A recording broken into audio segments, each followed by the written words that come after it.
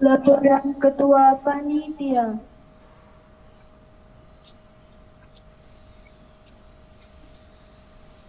Assalamualaikum warahmatullahi wabarakatuh. Yang terhormat pengasuh, ketua, serta jajaran pimpinan Yayasan Pondok Pesantren Al-Fatah Siman, rektor dan jajaran pimpinan Universitas Bilfat, para dekan, kaprodi, dosen pembimbing lapangan, segenap panitia KKN 2020, dan mahasiswa peserta KKN tahun akademik 2020-2021. Puji syukur kehadirat Allah Subhanahu wa Ta'ala atas limpahan rahmat-Nya. Kita semua dapat berkumpul dalam keadaan yang baik.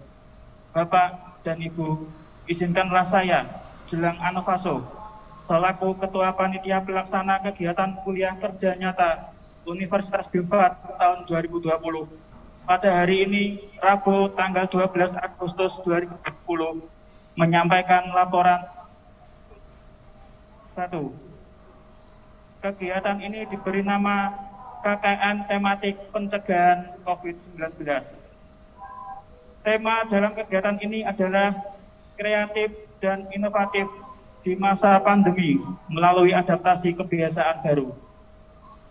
Peserta dalam kegiatan ini sejumlah 152 mahasiswa dengan rincian Prodi Pendidikan Bahasa Indonesia sejumlah 35 mahasiswa, Prodi Pendidikan Bahasa Inggris sejumlah 31 mahasiswa, Prodi Pendidikan Kimia sejumlah 7 mahasiswa, Prodi Biologi sejumlah 12 mahasiswa, Prodi Matematika sejumlah 4 mahasiswa, Prodi Fisika sejumlah 4 mahasiswa, Prodi Teknik Elektro sejumlah 6 mahasiswa, Prodi Teknik Mesin sejumlah 6 mahasiswa, Prodi Teknik Informatika sejumlah 15 mahasiswa, Prodi Ilmu Hukum sejumlah 12 mahasiswa.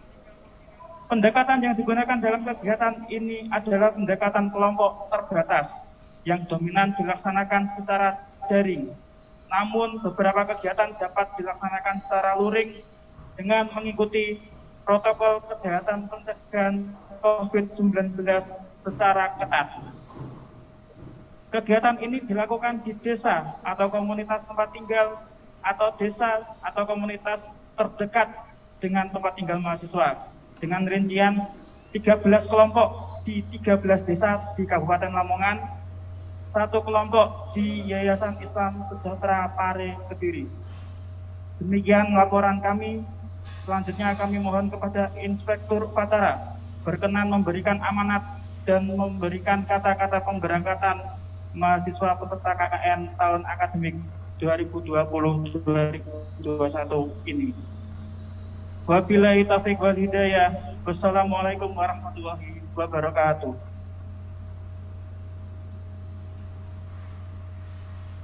Amanat.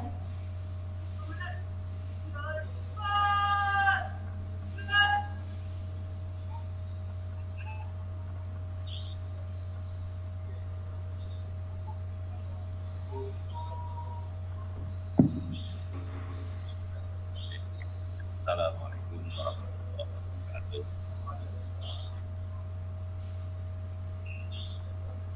Alhamdulillah pagi ini kita bisa berkumpul satu tempat dengan acara upacara pemberangkatan KKN bagi mahasiswa pilihan.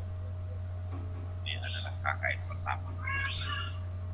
Apa yang semua ini lulusan pertama dan yang akan menjadi lulusan pertama dari Bilfat ini seperti salafus saleh, kelompok pertama menjadi seperti salafus saleh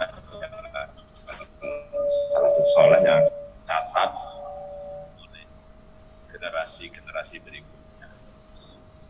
Dan kebetulan angkatan pertama ini justru terjadi pada masa pandemi corona. Ini berarti sampaian semua Anda semua melintasi dua peristiwa penting. Peristiwa sebagai gelombang pertama yang akan dicatat dalam sejarah perjalanan Bilfat itu. Dan yang kedua justru Anda semua ini melakukan KKN pada situasi pandemi COVID. Ini luar biasa menurut saya. Karena pandemi COVID ini akan menjadi titik di mana perubahan itu akan terjadi luar biasa. Seperti yang kita ketahui bahwa kegiatan ajar mengajar pun berubah, kegiatan kuliah pun berubah dari tatap muka menjadi daring atau apa namanya itu. Ini perubahan yang luar biasa. Dan ini adalah baru perubahan kecil yang akan mengalami perubahan-perubahan yang lebih besar lagi.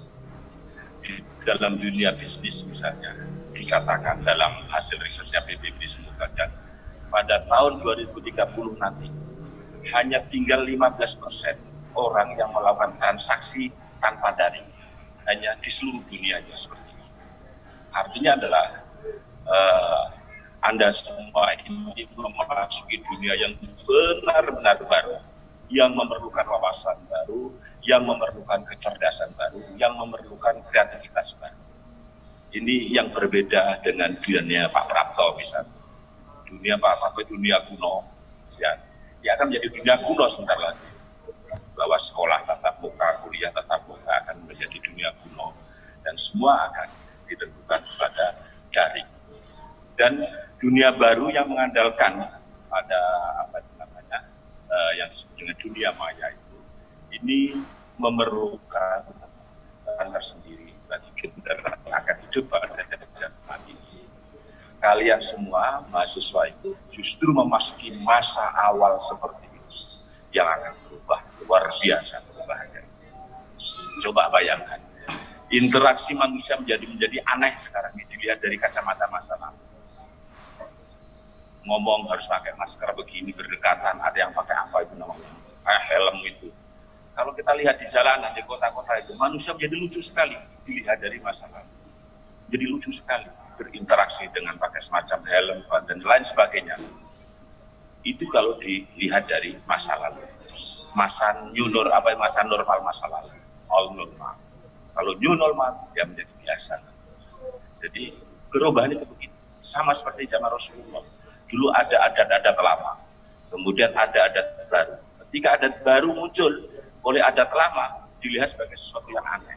Begitu juga adat baru nanti akan melihat adat yang lama itu menjadi adat masa lalu. Itulah dunia perubahan. Seperti dikatakan oleh Heraklitus, bahwa pantai yang abadi adalah perubahan. Jadi yang abadi di muka bumi itu perubahan terus-menerus.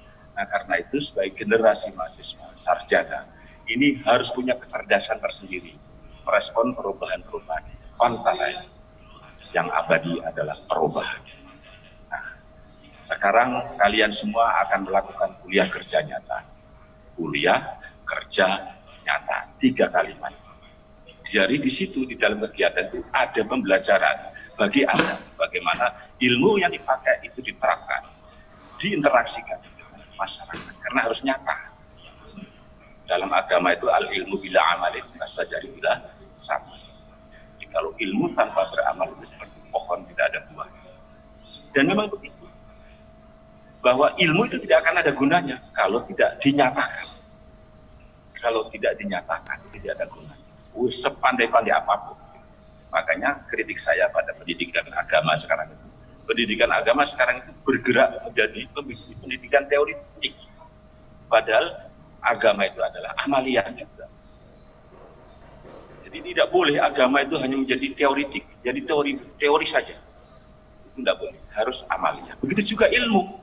Ilmu itu bukan demi ilmu, jadi orang menuntut ilmu demi ilmu tidak boleh. Itu sama saja dengan Al-Qaeda, teror demi teror.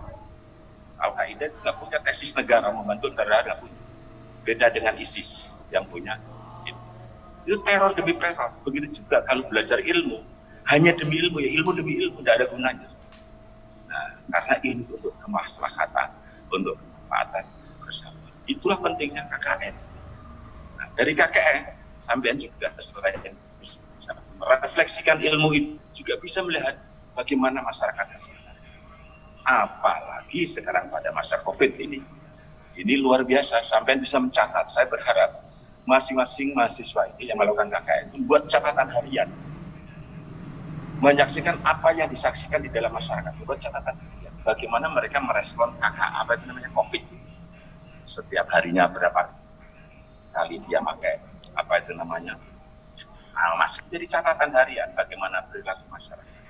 Siapa tahu kalau catatan harian nanti kalau kita kumpulkan 100 sekian mahasiswa tadi itu menjadi catatan yang menarik bagi kita untuk kita publikasikan bahwa perilaku masyarakat itu adalah seperti ini dalam merespon apa namanya, apalagi di desa yang informasinya mungkin berbeda dengan di kota.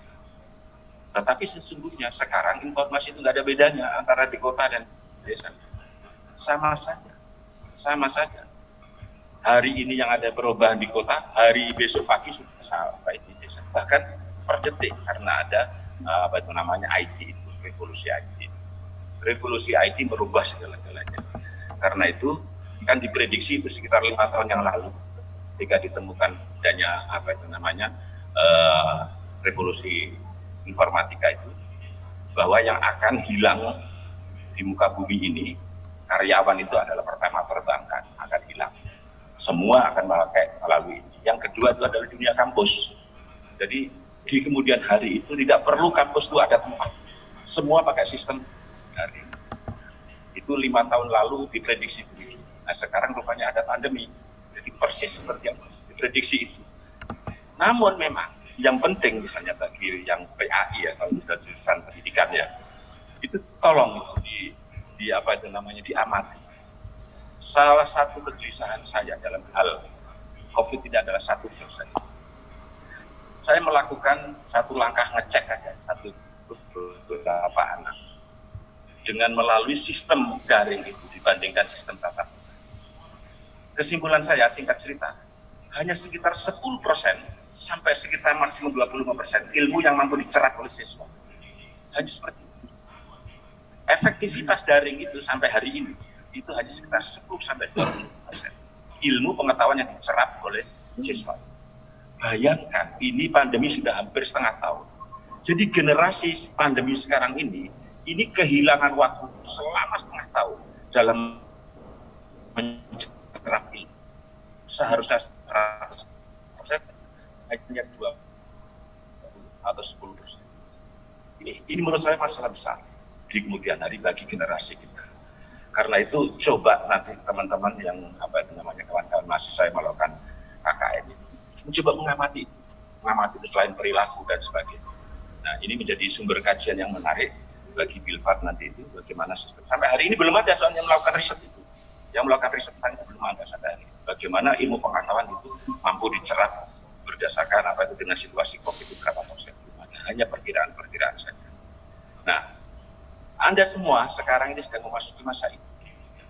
Karena itu dengan KKN ini saya berharap bisa menambah wawasan. Seperti tadi yang saya ungkapkan, dunia baru Anda semua ini adalah dunia baru yang memerlukan wawasan baru. Jadi kalau dulu wawasannya komunalitas, jadi harus ngumpul kan dulu begitu tuh. Harus ngumpul semua. Itu wawasan lalu. Nah, masa COVID wawasannya telah berubah. Kumpul itu tidak dalam pengertian fisik, sudah berubah dalam pengertian kayak kondangan dan sebagainya. Mungkin akan terpengaruh nanti kalau COVID dan lain sebagainya. Nah ini yang saya maksud bahwa Anda semua telah memasuki dunia baru dan ini masyarakat coba diamati dalam KKN Anda semua ini bagaimana mereka bukan hanya meresponnya.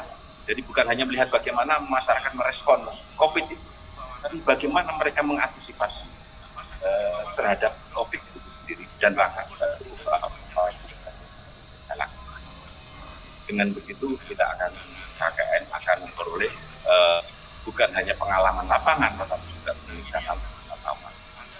Selamat saya nyatakan bagi kawan-kawan semua, teman-teman mahasiswa yang mengawali tahun pertama dari Bilfat untuk melakukan insya Allah Bilfat ke depan akan kita ubah, kita revolusi sehebat mungkin dan saya punya tanggung jawab moral untuk itu segera untuk melakukan pembaruan besar-besaran di Bilfat sehingga 4 tahun pertama sebagai langkah awal ini bisa menjadi pijakan pada perubahan-perubahan yang akan datang.